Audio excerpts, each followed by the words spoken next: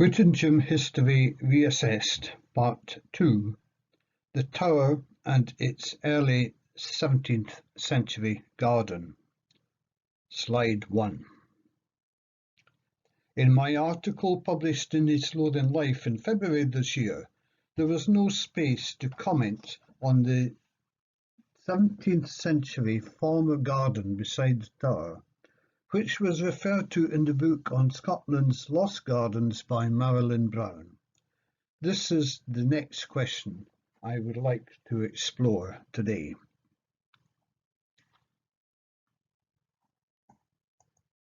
Slide 2.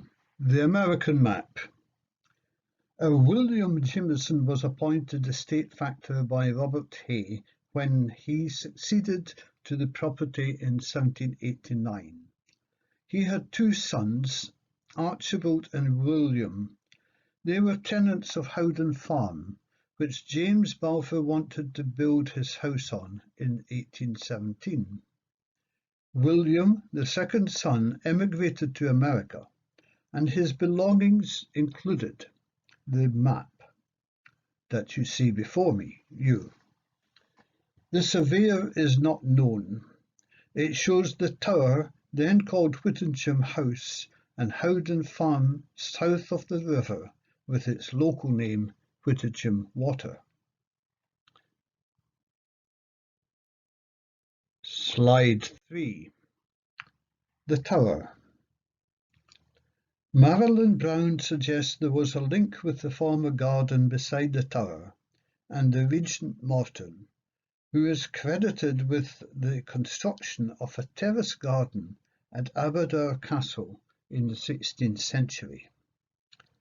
Morton, in his statement before his execution in the 16th century, described a conversation he was present at in the garden at Whittingehame. It was a discussion, indeed perhaps a plot, to murder Darnley, the husband of Mary Queen of Scots. Slide 4. Aberdare Castle.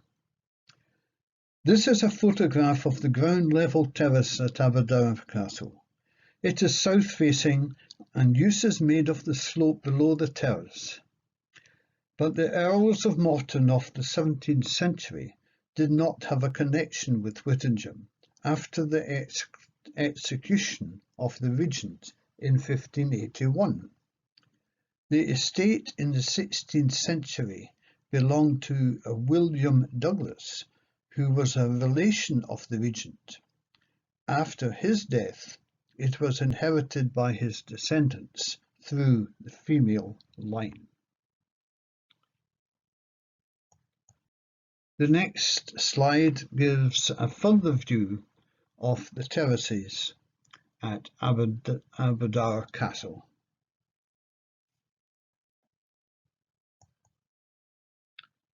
Slide 6. Winton Castle.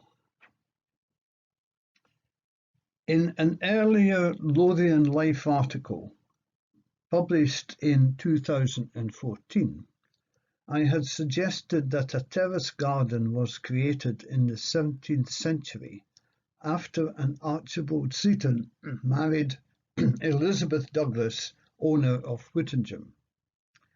Alexander's father, the 3rd Earl of Winton, died in 1650 and is credited with developing the gardens of Winton House to the south fall towards the River Tyne in 4 terraces. There is a grass terrace at first floor level to the right of this aerial photograph.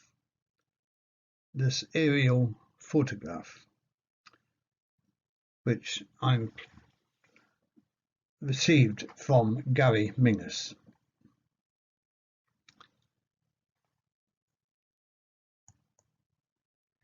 Slide 7. In 1924, the Royal Commission for Ancient and Historic Monuments produced this plan of the tower with a north-east facing terrace approached by 2 sets of stairs. A meeting between the present owner and the author, Marylin Brown, was held in early August. The site of a terraced 17th century garden attached to the rear of the tower, extending across the present lawn to the south of the tower, has now been confirmed.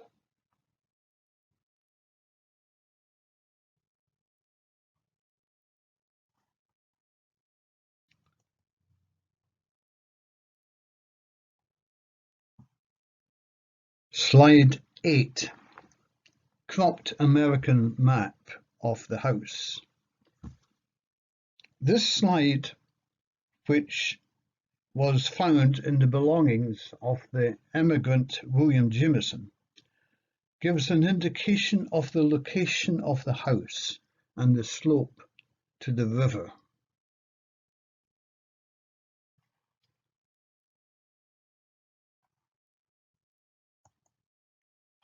Slide 9. This is a slide that compares the American map and the 1759 estate plan by Lewis Gordon, which has been cropped and then enlarged. It is difficult to work out what the extra buildings are to the north of the tower.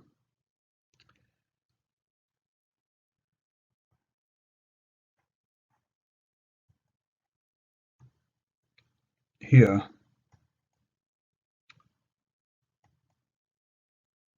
It is also possible to see an outline of the extension to the tower to the south of the main building.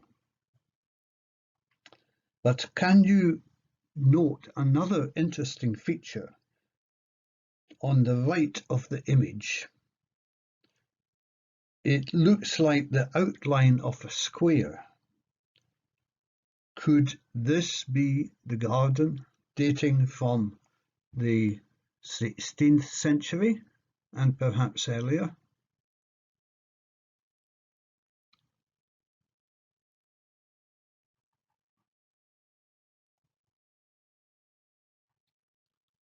Slide 10. Retaining walls.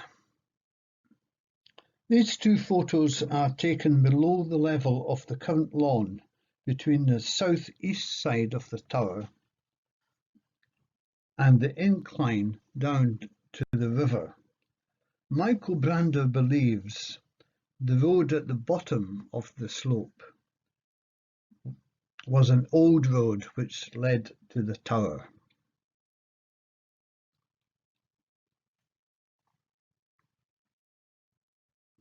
On the right-hand picture, you can see the fencing at the end of the lawn today, as it is today.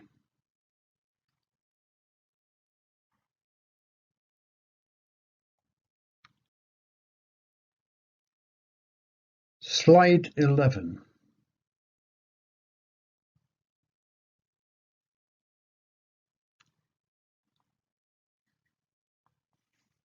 This is the possible retaining wall for the east garden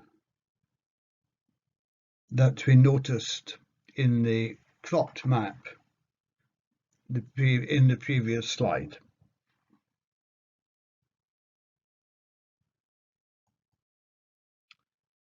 Slide 12.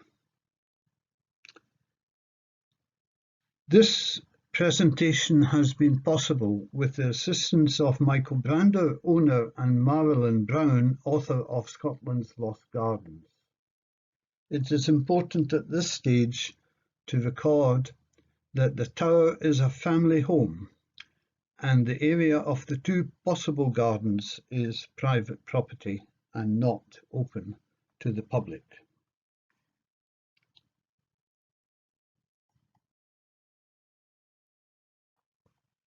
Slide 13. This is a photo of the booklet on the names of those recorded in the graveyard beside the church. It is fitting that we remember those who in their lives contributed to this small community in this quiet corner of East Lothian. There is a separate memorial to those buried on the site of the earlier kirk, or in the private graveyard for some members of the Balfour family. The kirk has now been sold.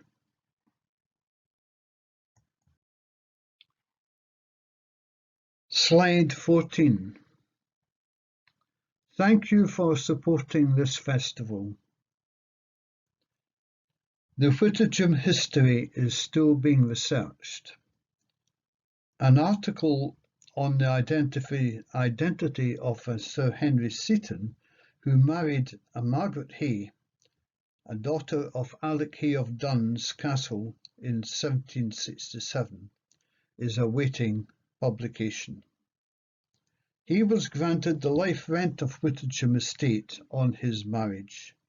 He died by 1788. They lived in the Bowness area after their marriage. He does not appear to have been involved in estate management. Window tax records show a Lady Seton resident in the tower from 1790 until her death in 1798. She is buried in the Hay family vault on the estate. Further areas of work are mentioned on the slide. Hopefully, these will be in a printed report. End of presentation.